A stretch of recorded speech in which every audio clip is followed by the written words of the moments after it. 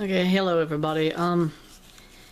Today, in the last couple of days, I've been listening to the news, and I feel like I wanted to share this on YouTube also about the scenario of what Obama was trying to do when he took the oath of office to so-called help improve our economy. And he's brought up the subject again in the last couple of days about making the minimum wage $15 an hour.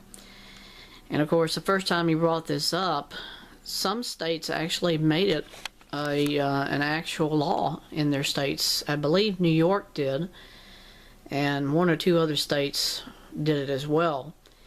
And I wanted to give y'all some insight as to why he's doing this. This is not because he's trying to better everybody who are blue-collar workers or those in the fast food business. It's to help usher in a faster economic collapse of our government. A friend of mine who I communicate with a lot on email has been sharing with me a video that's on YouTube, and I haven't seen it yet. It's called The Fall of the Republic.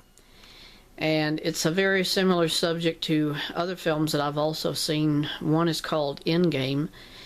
This was done by Alex Jones, and it just deals with how we've had a global mentality in the United States since even the time of John F. Kennedy was in office. The thing that made John F. Kennedy a target for an assassination was the fact that he did not want to be a globalist. He wanted the United States to maintain its sovereignty and to maintain its position as a world leader, but also a free nation.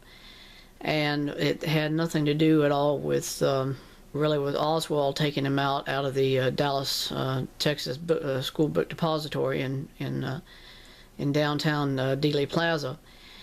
This has primarily been what a lot of conspiracy theorists have been saying over the years, that this was a group of 3 teams of men who took out Kennedy in Dealey Plaza from different locations in the plaza, and that Oswald was exactly what he said he was, a patsy from the 6th floor of the depository.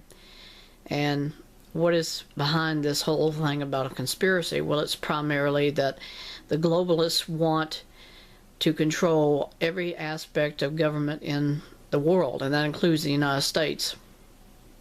And that's why they sent in these 3 teams of people to kill out Kennedy, because Kennedy did not want to be party to a socialist regime, a communist regime. He did not want globalization of the United States, which means that they would control everything that we do in this country. And now, stepping forward into the present time, you've got this global hierarchy of groups that represent the entire world, and they're the ones that run the not only the financial systems of the world, because all of them are made up of world banks, but besides world banks, they also are operated and controlled by other financial groups. The Bilderberg Group, also the groups that represent primary power within the political parties of each country. And it's really just, it's mind-boggling how many groups in this country actually control everything about our country. Now, if you haven't already noticed this, I'm sure you have, prices on food continue to go sky high. Last night, just on an average scenario, I was out at the supermarket buying something to eat. I'm single, I have no family, and it cost me $30 to buy just the average things that I need, and that's only for maybe 3 meals for the next 3 days, and it cost me $30. Milk, cereal, whatever. And you wonder, where does all this extra money go to? There's not been an increase in the amount of pricing to produce and to manufacture the things that we buy in the supermarkets. I mean, if there is inflation, and I know there is, only because of the fact that people are still, a massively number of them are out of work. Obama sits there and tells you on the news all the time, our economy is better today than it's ever been. And that's a lie and a half, because you cannot base numbers on those who are reemployed if most of those numbers represent people who are already on or have just applied for unemployment. If you're dropped off the system because you're no longer eligible, they don't count you unemployed, even if you still are. They only count you if you are still receiving benefits. If you have to start dwindling out your savings because now the government says you're not entitled to any benefits anymore, then you're not any better than you were. You're just draining all of your money and you still have no job. And that's why for those people who are in fast food, they're pushing this idea that we don't have enough blue-collar workers in food, services, retail to do the jobs because they're not paying into Social Security. So if we increase the amount of wage that they're making, it puts more money into the system indirectly without saying that we don't have enough people there in the first place to actually generate money. So then you think of all the unemployed people, or let me just get back to the Mexicans again. Mexicans primarily are here to do the menial labor jobs, which the government says that the majority of Americans won't do. Well, they do something else too that the government likes, and that is that they don't pay into the government any type of taxation. They don't pay into Social Security. They are entitled to get Medicare and Social Security back, but they don't have to under the law pay into it. Why? Because they're already illegal aliens. They're already here under the pretense that they do not have any legal right to be in this country, so the government doesn't make them pay any taxes. Then they can turn around and they can just siphon out everything that they possibly can and say, oh, it's so great to live here. I get everything free and I don't pay anything into it. And that's what the Mexicans do. Anyway, I wanted to read you all an excerpt of I got this video today, I got an actual email from my friend. This is what he says. The globalists run the show. Who are the globalists, you ask? It's the Federal Reserve, central banks, the Club of Rome, the Bilderberg Group, which I've already mentioned, Goldman Sachs, J.P. Morgan, and you know who they are.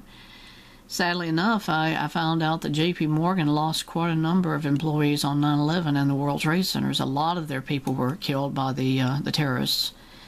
But I guess if you're a globalist, you figure it's a justified loss to have employees and personnel to die if it's for the good of increasing and pushing for the new world order that's coming to this country. And it's already here. Something else he mentioned was that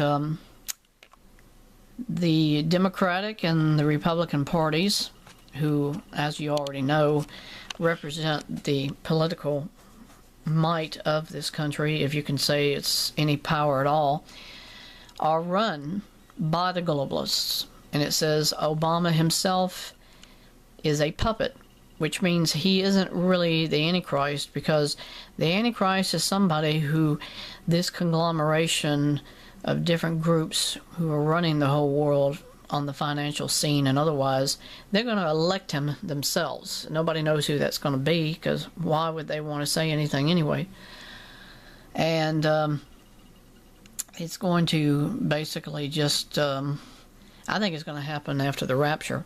The rapture is going to create a massive scenario of chaos in the world, because so many people is going to be gone. I'm not going to say everybody, I'm just saying a lot of people are going to be gone during the rapture.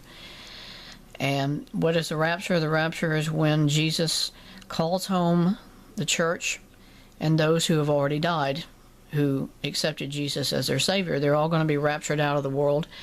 There won't be any people left of these individuals. And there have been movies that have been made on a secular level about this subject. One of them is called The Remaining. This is those people who are not saved who will still be here after the rapture happens. But they don't really push on the idea that it was actually about Jesus having raptured his church out. They're implying that it has to do with the other side of this coin, that the demonic forces in the world will be just allowed to just go amok, to just totally take over everything. Now, let me say something about the global government, really. The global government has as its high command and the highest ranking official Satan himself. Satan is behind the global world order. He's behind the New World Order. He is behind the North American Union. And if you don't think that's going to happen, just wait and see. And you're going to wake up one morning and you're going to hear on the news, the United States is no longer a nation. Neither is Canada, nor is Mexico, nor is pretty much any other sovereign nation that's ever existed in the world. Because all of them are going to be reorganized into unions. These are going to be known continents of the world that have been restructured into one type of a financial global system on each part of the globe. And it'll all be operated and run by the Antichrist, whoever he is that Satan will assign to take over and control all the financial global systems of the world. And he'll run it. And, you know, recently there's been some references on the news about the Prime Minister of Greece and the fact that he wants to completely restructure the nation of Italy and of Greece and of Europe. He wants to totally redesign the European Union.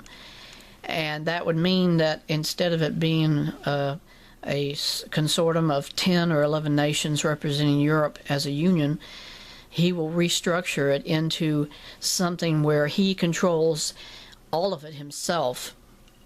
And if he has the backing of the global banks, then he's got control of everything else in the world. So that is how the Antichrist will take power, if it's him or if it's someone else. They'll take control over certain key financial world banks. Certain countries will already have been organized into a union, which in this case has already happened in Europe. But the United States is going to join that. The United States, as far as being the world reserve currency, by the way, is about to totally collapse. It probably will by the end of this year. When the Federal Reserve currency drops, when it actually fails, there won't be any money for the United States to print because there won't be anything to back it up anymore. We don't have gold anymore now. We don't have any kind of actual collateral that we can use in this country to back up anything that we print or we actually sell. And Wall Street, if you guys are fanatics on Wall Street, if you think it's the greatest thing that ever happened, it's collapsed already now twice in the past 100 years. And there is going to be a major collapse of Wall Street in the next 6 months, if not 5 months. And when that happens, everything you have in the stock exchange and everything else is going to be absolutely worthless. Zero. It's not going to be worth nothing. So that's why if you guys have 401ks, if you have any kind of an IRA or any kind of an annuity, I hate to tell you, it's not going to be worth nothing. Because the government's going to come forward and it's going to tell you flat out, what you own is now worth nothing. The United States is going to give you some things, but we're not going to give you a lot because we're now part of a global government system. We're now part of a global financial organization or reorganization of the financial systems of the world. And this is the only way they're going to say, that's the only way we're going to survive, is if we globalize ourselves and join into a global system where everybody has the same thing.